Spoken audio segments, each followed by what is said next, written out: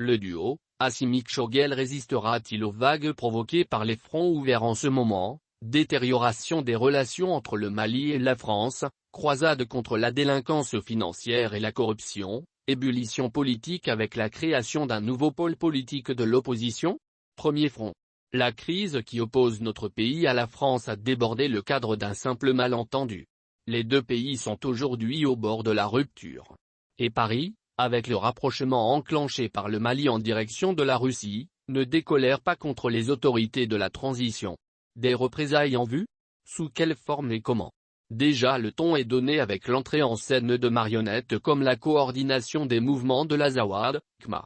La réaction de ce mouvement à propos de l'arrivée du groupe Wagner a fini par convaincre ceux qui avaient encore des doutes sur les liens entre ce mouvement et certaines autorités françaises. Paris se limitera-t-elle à agir l'épouvantail KMA ou usera-t-elle d'autres moyens pour faire fléchir ou punir le duo Assimi-Choguel? Second front. La lutte contre la délinquance financière enclenchée par les autorités de la transition. C'est là une attente forte des Maliens.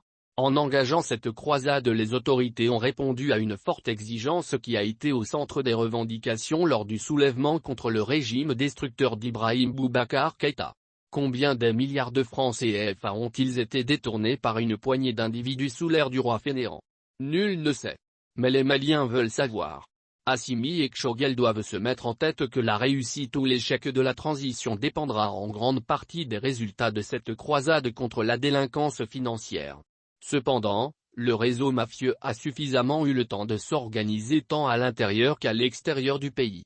Avec certains de ses membres en prison et barre oblique ou qui ont déjà franchi les frontières, nul doute qu'ils mettront tout en œuvre pour arrêter la machine ou remettre en cause le processus de la transition. Alors, vigilance. Troisième front ouvert, c'est le regroupement de certains partis politiques qui disent œuvrer pour la réussite de la transition.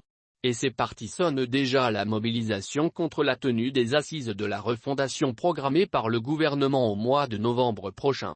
Au-delà, ce pôle politique s'organise pour exiger le respect du délai de la transition.